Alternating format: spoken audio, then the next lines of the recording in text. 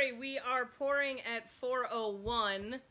We had a pickup and a phone call, and just everything at once. But we're here. Hello. It's Thursday, I think. Could be. Good enough, right? We are going to move in to the dark ages of cocktails, also known as the 70s and 80s, over the next couple of days. It was not a good time for drinks in the 70s and 80s. It was a good time for a lot of things, like, freedoms, liberation, drugs. Speaking of drugs, Keith Meyer, everybody. Hi. Are you okay, sir? Did something happen? Yes, of course. What happened? You said I couldn't make the drink better that you're making me make No. today. So we picked two drinks today, which are two pinnacles of the 70s, and Keith is like, these look like garbage. I go, that's the point. I'm going to drink the least garbage of them. I'm giving the other one That's to you. fine. The point is the 70s were a garbage time for cocktails, and every renaissance has to go through its dark ages Maybe first. if I keep the glass super cold, that'll help The that one. 70s were a rough time. One of these drinks is a smidgen complicated. Not really. It's a little bit of a classic you need highball or a these. spin on a yeah, that's going to make it better. See, well, that's part of it. So that's really more into the 80s, but... That's part of it. Can I go get my disco ball? Yeah! That's fine. You know, you entertain people. I'm getting a disco ball. I will. I'll be right back. So I'll do a little bit of history about the 70s cocktails. So in the 70s, a lot of just the culture in general was rebellion and not being what our parents were, etc. And that went into drinks. Oftentimes cocktails, popular cocktails, mirror the history of the rest of society. Okay, he's wooing, he found his disco ball. People in the 70s, those coming of age of drinking and getting into the bar scene, did not want to drink what their parents were drinking, so i.e. good drinks, and created their own. Right. I bought Keith this little disco ball. Now, I'm we're ready to gonna sell my soul for... We're gonna put it like in front of. Oh, yeah. Yeah. Now I'm ready to do See this. if you were. You're so happy about this. I know. So the 70s may be bad for cocktails, but their kitsch is spot on. So we are going to make what are kind of considered two iconic. We've already done a Harvey Wallbanger for you, which was a very big drink in the 70s, but there was a... Yeah, I didn't mean to put the Galliano in front. No, it's okay. I was going to surprise people with There that, is a lot of variations of that became kind of height of disco culture, which we'll get into. And then the other one we're doing, and I think he's making first, is called a Vodka Stinger. So a Stinger is a class of martini made with creme de menthe instead of vermouth. A Vodka Stinger was the pinnacle of high society in the 70s, and it ain't a good drink, but we gonna make one. So mint has always been very popular, but we moved from, having real mint and taking our time to just, he's so mad that I'm making, he's like, what if we did this? I'm like, no, we have to make a Vodka Stinger. Vodka? You know Somebody out there, Dennis, loves a Stinger. Now, there are people... Vodka. There are people Now, do you out think there this is who too love much vodka? stingers. You add more vodka, by the way. So how much And then vodka goes into your stinger? 3 shots of vodka go in, followed by 2 shots of creme de menthe. This Green, is... white, doesn't matter. This is a drink I you suggest have. white. You would. The white creme de menthe, as well as the white creme de cacao, is just a little... I don't want to say... It's less syrupy than the green. Sophisticated way for getting hammered on scope while you're at the bar. Basically, but hey, there's some people out there who are enjoying stingers. You know what? You've badmouthed so many of my tiki drinks. I'm allowed to have a cup. Have you ever had a vodka stinger, Keith? I combined vodka and creme de menthe, and then I never did it again. Okay. Now But- we unleash the monster. We will see. I think I'm drinking the yeah, vodka you are. stinger today, which is fine. I am a lady who lunches. I will wear my floppy hat and enjoy my Vodka Stinger. It looks nice. It looks like scope. This is a Vodka Stinger.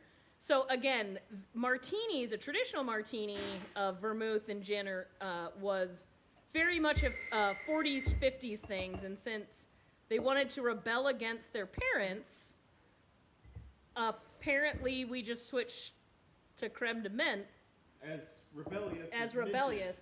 The other thing that's The really most interesting, rebellious though, of the herbs. but you know what's funny? Sometimes, this is going to sound so bad, but the drugs were so available in altering that they had to use, like, this was part of it, that they used things like, well, vermouth doesn't really do a lot. Well, the creme de menthe is so out there and so intense. Basically, I'm so high, I don't Yes. know the subtlety. Correct. So a lot of the 70s drinks Hard to argue. aren't subtle because they couldn't be, because there was no room for nuance or subtlety when you were on some of these drugs. No, and some of these was also a very classy time. Which is why we're going to move to this next cocktail. Alright? Again, it was all about rebellion. Now, You know what, though? I don't hate it. Okay, also, we have these really fun... I'm going to put it in my drink. Oh, they float! Oh, my God, Jerry. Look at you. Those are amazing. You think of everything. You think of everything. I'm going to zoom in on our disco... Well, now I need one. Yep. So, You know what? That Vodka Stinger is not bad. I would have one. It is an after-dinner drink. It's like a sorbet. It is a palate cleanser. I'm going to get straight to this slow screw. Okay, so Keith is going to tell us about the many variations of screwing in There's drinks. so many styles of screwing. Now, I'm going to start with your base slow screw. Yes. Then I'm going to screw it to the wall. There's going to be no comfortable screwing. Because we don't have Southern Comfort. There's going to be no comfortable Mexican screwing. Because we don't have tequila. But you can start combining them together and do all kinds of screwing. Yeah. And honestly, the names are great, but they actually make sense. They named these cocktails like it was some weird Latin anatomy. Like, Yeah. You keep adding to it. So, we're going to do our screw, i.e. a screwdriver. So, we're going to take 3/4 ounce vodka. I love the light humming of the disco ball in the background. Isn't that delicate? We'll get to the gently. Now, the slow comes from using slow gin. Not gin. No, named for the slow berry that just looked. Slow gin lot is like a not juniper gin berry. in any way whatsoever. Now I'm just combining these in the shaker before I pour. At 4. See, folks, this is why I drink so much. Then, just because I like the kind of look of building cocktails this way, I'm going to do my 4 ounces of orange juice on top of this. So just this, when he adds this in, so the vodka, the slow gin, and the OJ would be called a slow screw. Now, we did one earlier this week. We did a Harvey Wallbanger. That's actually kind of a pretty drink. It's not too bad. Yeah. Now, Harvey Wallbanger is where you're going to go ahead and take half an ounce of Galliano and float it. So thus, this is the slow screw against The wall. Now, if we wanted to have a slow, comfortable screw, we would have to add vodka, Southern Comfort. Southern Comfort, slow gin. And that's the thing. There's nothing that gets replaced. By No, the way, you when just do this. add. Anytime you just keep adding to it. In Oh, the- my battery went out. in the screw. Oh. Oh no, mine's going strong. Now we just, well, there's no battery. It's just a piece of plastic floating in your drink. Damn it, Dad! I expect better from you. Thanks, Jerry. Mine works great. You know what? I thought I was gonna hate that Vodka Stinger, and I really don't. I'm so grateful for that. But the other thing is, the cleaning products is my favorite smell. Do you want to try the Vodka Stinger? What is your feeling on creme de menthe in general? Oh no, I like creme de menthe. Okay. But just vodka and creme de menthe is. Think of it like it's like having an Andes mint. Andes mint is chocolate. Now, if you would add. That's a different drink. Hell, that's mint and vodka, right? Yeah, it ain't bad. It's not as bad as I thought it was gonna be. The creme de menthe is. It's not as terrible as I thought it was gonna be. The creme de menthe is sweeter. So it is very much this desserty cocktail thing. That's a lot. That's exactly what I thought. That's a lot of things happening. That is a curry of a cocktail. That is a lot. I can't even imagine adding Southern Comfort to that. I can't imagine tequila to it. There's already so many things going on in this drink. So again, we're using the disco ball as a distraction. We really are. Because the drinks of the 70s are not... I'm going to flip this around now so you'll get both of us. Again, pardon, I am still getting over an allergic reaction, so I kind of look like garbage, but it's okay. God, I hate that. I think I might like the Stinger more than this, because this is so confused. This at least knows what it is. This at least knows what it delivers what it promises. Vodka, creme de menthe. This is not delivering a slow screw against them. This is a huge martini, though. 3 ounces of vodka in 2 ounces? Or 1 ounce? No, and 4.5 ounces of vodka shit. and 3. That was the one, like, I had a ton left of that. So the because other you should be making a no. 6-ounce martini, and the recipe calls for. That's the other thing with a excess? lot of the 70s, and then even more into the 80s, is excess. It wasn't about drinking something good. Well, and then it was about getting drunk.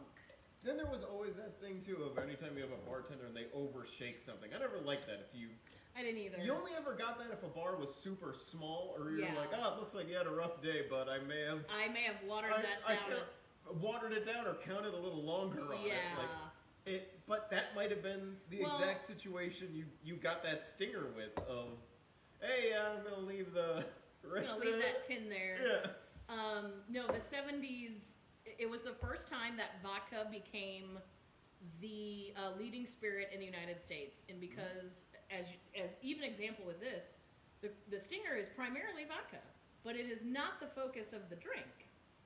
So when you mix something with vodka, it highlights the spirit or the other things because there is nothing to the vodka. And it is the first time, and that is because the drinks were not about taste. Vodka's best taste effect to me is thinning it down. You know, that just 6 straight ounces of creme de menthe be a lot. 1970s, everybody. 1970s. So the vodka is thinning that down and taking some of that back. I like a screwdriver. I have no idea what the slow gin is doing in this. I tasted the Galliano at first, but this is so confused now. Not a fan. I think I'd like the Harvey Wallbanger better. It's more... Which is another 70s drink, but it was, I would say, I don't want to say an older 70s. It was not the... So bar culture usually revolves around the people going to bars, which is the... And it's not the 21-year-old crowd, because they don't know what they're doing. The bar culture usually develops around those between 28 and 40. Pre-kids, that kind of thing. That is usually what bar culture is. The Harvey Wallbanger was more, I would say, like 35. And as we keep talking about these cocktails, too, you have to remember who's doing them more. You know, beer was on a bigger rise. Like, 20s cocktails were cocktails because beer was just too hard. Beer started in the 70s. Well, now, it reached its height, beer in the 80s, but craft beer didn't reach until the 90s. No, craft beer. Yeah, craft beer movement, but you do have those decades where... I mean, remember the 80s and all the Miller Lite, Budweiser war commercials? Maybe not as well as I do. I'm a little bit older than you. They were epic. I mean, and again, you had... When you talked about craft beer, you had Smokey and the Bandit that was about, smuggling Coors. Even today, you have people that are like... I have a secret love for Coors. You all know that. I didn't know that. I'm allergic to wheat. But we're, leaving out in all this, that cocktail started taking a bit more of a back burner or a parallel. It was wasn't to beer when you would go out. And again, in the 70s and then into the 80s, which we'll get into tomorrow, they get worse. FYI, the 80s were the darkest of times. You thought my Cocktail-O-Matic from the 50s was bad? You have no idea.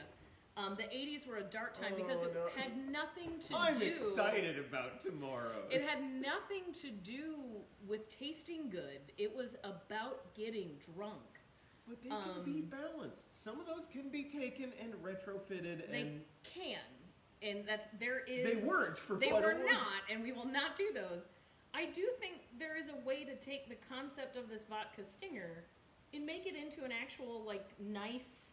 Not that it's bad, it's just very specific. I was going to overdo it and essentially end up turning it into a grasshopper, which after trying it is not the direction it actually would want to go. No, I don't think it does. I think I see what the goal is here, and I just feel like there can be some depth to it. I mean, but again, it's delivering exactly what it promised. Yeah. This is over deep, and the fact that you can go further is frightening. Is upsetting that there's layers to that drink without it. There's layers that don't need to be in this So, drink. to the person out there who said that they love the Vodka Stingers, what do you love about it? There are other Stingers. Again, it's basically that with creme de menthe, but Vodka Stinger is certainly the most famous. I know a lot of people who like creme de menthe. My mom, as she posted, likes to just dump it over ice cream. If you add booze, basically that is a grasshopper. I actually don't know anybody other than Hiram Walker who makes creme de menthe, but maybe that's just because of who we get out here. Does De Kuyper make one? That's what I was gonna say. If there's, I'm sure, other brands. I'm sure that there's also high-end versions of creme de menthe. There's also low-end versions. Like I could have made that. With But something Hiram much Walker is a angrier. really nice middle ground. Also, this bottle, God bless you, Jerry, for bringing it to us, is probably from the early 90s. Mm-hmm. Because you do not need a lot. No. This drink probably uses the most creme de menthe that I've ever seen in a cocktail. No, and normally when I use creme de menthe, I'm doing little small, like, desserty, cordially things. Quarter ounce here and there. And again, tomorrow we'll get into there's a place for peach schnapps, but there gets into a point where, oh dear God, just drink the frickin' peach schnapps. There's a whole generation that's been destroyed by peach as a flavor. As a flavor. The cocktail we're doing tomorrow, and fuzzy navels, and De Kuyper ruined peach schnapps for a whole generation. That's because someone found it somewhere and got drunk on it in a field, and then now they're like, nope, never again. Which is a shame, because I enjoy peachios. No. Well, the 70s, again, we can't speak to the drug culture other than it really ruined cocktails for a solid 25 years. Which is a crime. Which is a crime in and of itself. Other then the than 80s just, is going to get into black bathrooms and drug culture. Yes, and again, they were competing with, in the 70s it was just rebelling. In the 80s were about excess. There was a smidgen there was about excessively rebelling. Yes, there was a brief crossover there where it was about that. And then the 90s were just a sad time. We were lost, we were confused, we didn't know what we were doing. The 90s were just sad. God, we were having a laugh today. A friend of mine posts every day a question of the day, and you have to pick this or that. And she posted a 90s edition, and it had mentioned Surge. And you can imagine for a generation that thought Surge was the pinnacle of soda taste. Well, we watched that commercial, and they showed you that it is so awesome, you will shoulder check at least 8 other guys jumping over couches in an alley just to get that one 20-ounce bottle. Yeah, it just progressively got worse. But again, before you can renaissance, you have to go through some dark times. The 70s was the beginning of that. The 80s was the worst time for cocktails. But it was the rise of wine. Mm-hmm. The 80s really started the craft wine movement. Well, that's when you started seeing in the 90s was beer. With California. Yeah. The 80s were really, people started to focus heavily on wine.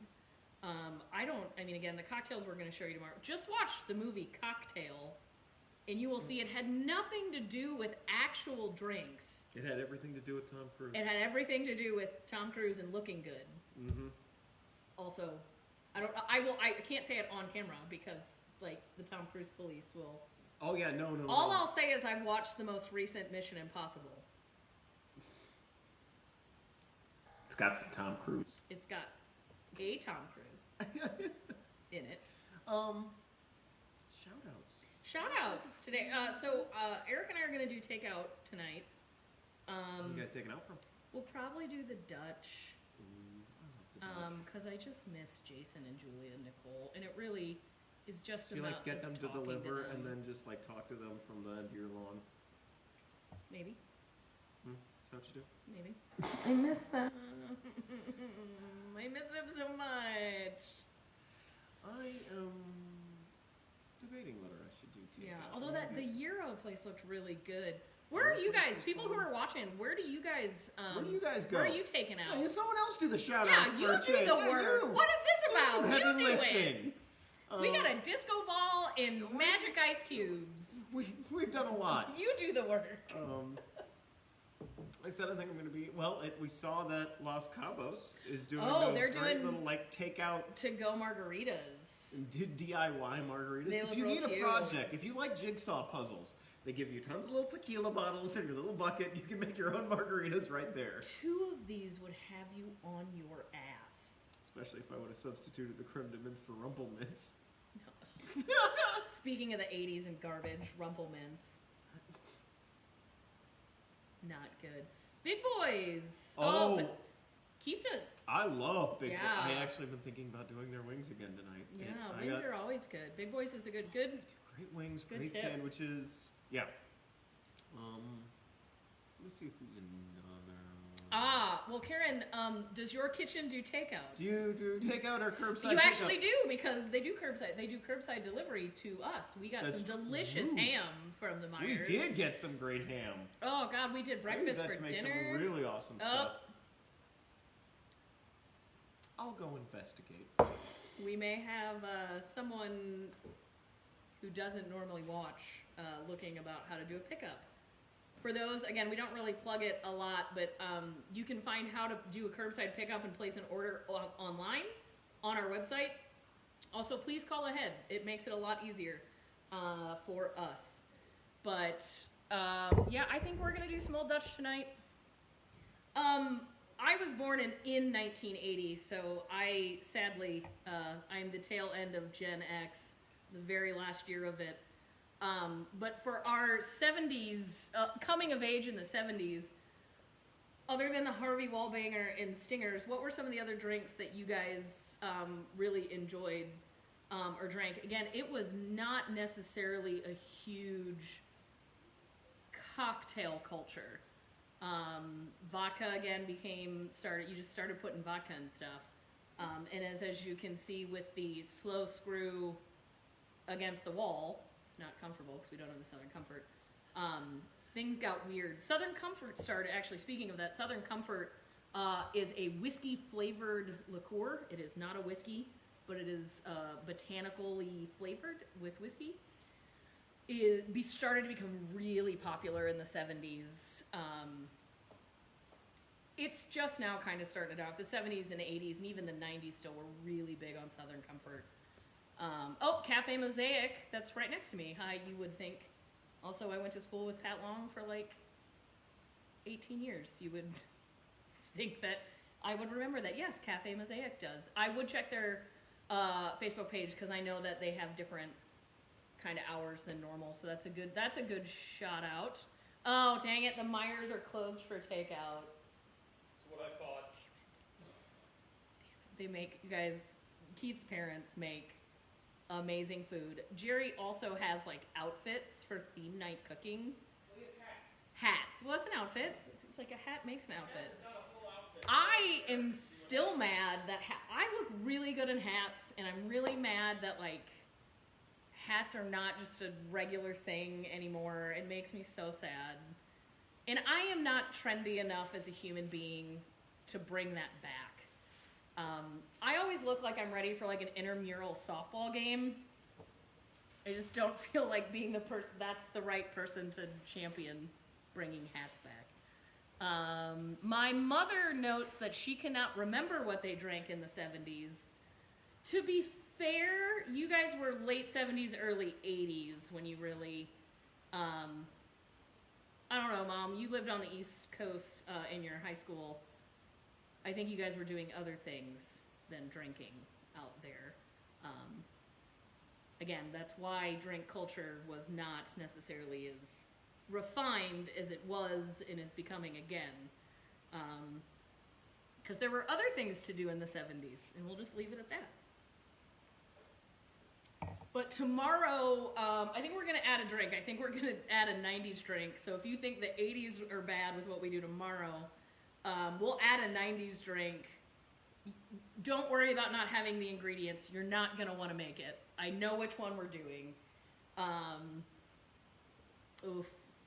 The 90s were rough. I will say it wasn't really till between, I would say, like 98 and 04 when the Cosmo, literally thanks to Sex and the City, came back, that people went, oh, cocktails. Petra, I'm not getting into the other things that my parents were doing in the 70s, so you can... Oh, that's a great episode. That we don't have time for that. That is a whole other episode. They had 2 kids. I was not one of them, but they did have 2 kids in the late 70s. Because my sister is older than I am. Much older. I can say that because most of you don't even know who my sister is. And when I tell you that's my sister, you don't believe it. I was actually at her wedding. And somebody came up to me at her wedding and said, oh, who are you? And I was like, I'm her sister. And they went, no, you're not. Rachel doesn't have a sister.